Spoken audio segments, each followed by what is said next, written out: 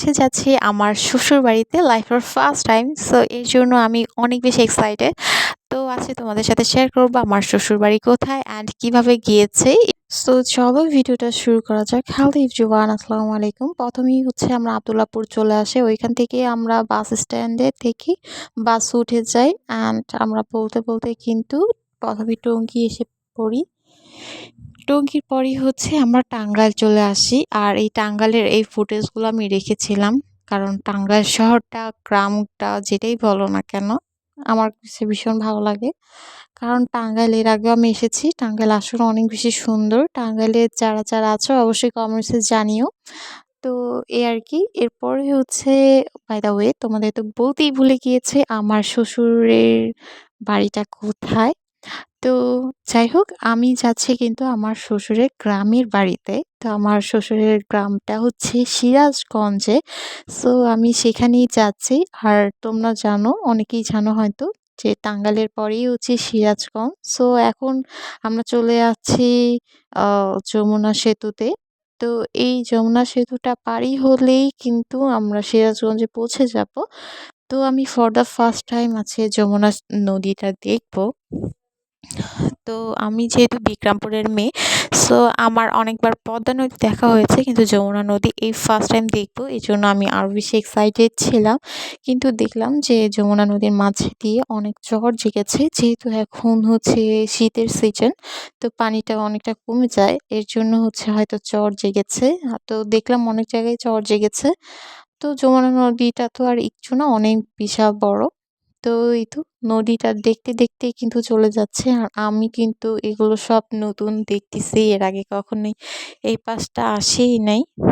তো আমার কাছে ভীষণ ভালো লাগছিল নদীটা দেখতে। আর তো এই তো যমুনা নদী দেখতে দেখতেই কিন্তু আমরা চলে আসি একদমই সিরাজগঞ্জে। আর সিরাজগঞ্জে এসে মানে শহরে চলে আসি। আর সিরাজগঞ্জে এসে আমাদের ২০ মিনিটের জন্য ব্রেক দেয় ফুড প্লেসে।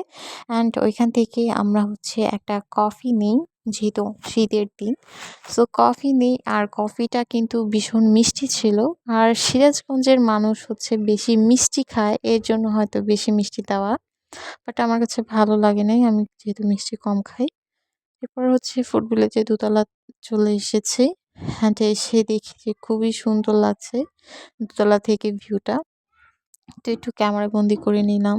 তারপরে হচ্ছে ওইখানে দেখি হচ্ছে দই, মানে বগুড়া অথেন্টিক দইটা পাওয়া যাচ্ছে। যেহেতু সিরাজগঞ্জ বগুড়া থেকে বেশি একটা দূর না, তো এখানে বগুড়া দই পাওয়া যাবে, এটাই স্বাভাবিক। পরে দইটা এত বেশি মজা লেগেছে, এত মজার দই আমি কখনোই খাই নাই, সত্যি কথা যেটা। উপরে দিয়ে সবগুলো হচ্ছে দুধের সর ছিল, এর জন্য আরো বেশি ভালো লাগছিল। এরপর আমি ছানা মিষ্টি খেয়েছি। এরপরে বাস আবারও হচ্ছে ছেড়ে দেওয়া হয় অ্যান্ড ৫ মিনিটের মধ্যে আমরা পৌঁছে যাই সিরাজগঞ্জে। অ্যান্ড ওইখান থেকে আবারও আমরা ভ্যান নেই, কারণ ওইখান থেকে আবারও ভ্যান নিয়ে গ্রামের ভিতরে ঢুকতে হয়। সো আমরা আবারও ভ্যান নিই। আর ভ্যানে করে যখন কিনা এই সুন্দর সুন্দর দৃশ্যগুলো দেখতেছিলাম, এত বেশি ভালো লাগতেছিল যে বলে বোঝাতে পারবো না। যেখানে তাকাচ্ছি সেখানেই শুধু সরিষা ফুলের ক্ষেত আর সরিষা ফুল দিয়ে ভরা। মানে পুরো গ্রামটাই হচ্ছে মনে হচ্ছিল একদম সাজানো গোছানো। এত ভালো লেগেছে যে সামনে যেটা দেখতে পাচ্ছ, এটাই কিন্তু হচ্ছে ভ্যান। আর এই ভ্যান করেই কিন্তু এখানকার মানুষজন যাতায়াত করে এখানে। আর রাস্তাঘাটগুলো খুবই সুন্দর, খুবই ভালো লেগেছিল। এরপরে কিন্তু আমাদের আস্তে আস্তে একদমই সন্ধ্যা, মানে মাগরিবের আজান দিয়ে দেয়। আর এই যে দেখো, এই যে ২ পাশে হচ্ছে সরিষা ফুল আর মাঝখানে হচ্ছে রাস্তা। আর এই রাস্তা দিয়েই হচ্ছে বাড়িতে যেতে হয়। মানে আমি তো এগুলো দেখে একদমই পুরো মুগ্ধ হয়ে গিয়েছি যে এত সুন্দর কেন, মাশাআল্লাহ। তো আমার তো ভীষণ ভালো লেগেছিল। আর যেহেতু সন্ধ্যা হয়ে গিয়েছিল আর সবকিছু একটু অন্ধকার হয়ে যাচ্ছে, এরপরে হচ্ছে এই যে আমরা সোজা হচ্ছে বাসার দিকে যাচ্ছি। এখন আমরা পৌঁছাই নাই। মানে বাসার দিকে যাচ্ছি আরকি এই রাস্তাগুলো দিয়ে। আর আঁকাবাঁকা রাস্তা, একদমই পুরো দৃশ্যর মতো। তারপরে দেখলাম যে একটা পাখি, শালিক পাখি। আর এখানে এসে আমি দোয়েল, শালিক অনেক রকমের পাখি দেখেছি, যেটা কিনা কখনোই আমি শহরে বাস্তবে দেখি নাই। এই গ্রামে এসে আমি ১ম এই পাখিগুলো দেখলাম। এই যে আমাদের বাসায় পৌঁছাতে পৌঁছাতে কিন্তু সন্ধ্যা হয়ে যায়। এই যে দেখো, আমরা বাসায় অলমোস্ট ফাইনালি চলে এসেছি শ্বশুরবাড়িতে। তো এই যে ১ম এই হচ্ছে আমরা গিয়ে একটু রেস্ট নেই। মানে বসে রেস্ট নেই। তারপরে এই যে দেখো দেখি যে মিরর, তো মিরর পিকচার তুলতেছিলাম গিয়েই আমরা। তো অনেক বেশি এক্সাইটেড ছিলাম যেহেতু আমি। সো আমার কাছে ভীষণ ভালোই লেগেছিল। আর এই যে আমি গিয়ে রেস্ট নিচ্ছিলাম আরকি। তো এটাই হচ্ছে আর আমরা যেহেতু হচ্ছে সবাই শহরে থাকি, সো গ্রামের বাড়িতে কেউ থাকে না। তাই একটু এলোমেলো, এগুলো তোমরা একটু স্কিপ কইরো। এরপরে এই যে চলো তোমাদেরকে ওয়াশরুমটা দেখাই। এই যে এটা হচ্ছে ওয়াশরুম। আর এরপরে হচ্ছে পাশেই ছিল ডাইনিং রুম। মানে এইখানে বসে হচ্ছে সবাই হচ্ছে খাওয়া-দাওয়া করে আরকি। তো এই আরকি।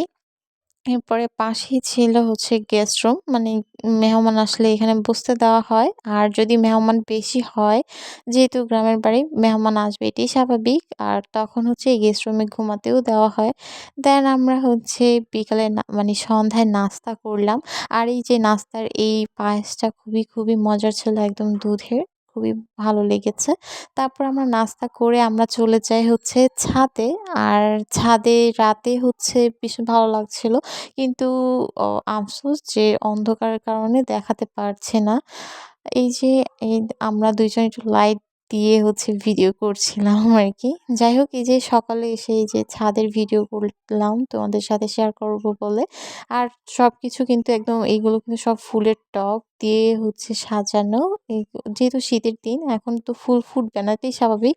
কিন্তু ছাদ হচ্ছে একদমই ক্লিন। এবার চলো তোমাদের সাথে আমার শ্বশুর বাড়ির পুকুর পাড়টা দেখাই, পুকুরটা দেখাই। এই যে দেখো পুকুরটা খুবই সুন্দর। একপাশে হচ্ছে পুকুর আর আরেক পাশে ওই পাশে হচ্ছে সরিষার ক্ষেত। আর এই পুকুরটা অনেক বড়। আর এই জায়গাটা অনেক বেশি সুন্দর। যাই হোক আজকের ভিডিওটা অনেক বেশি বড় হয়ে গিয়েছে। নেক্সট ডে আমরা কি করেছি নেক্সট ভিডিওতে তোমাদের সাথে শেয়ার করব। আশা করি এই পর্যন্ত সবাই ভালো থাকো। আল্লাহ হাফেজ।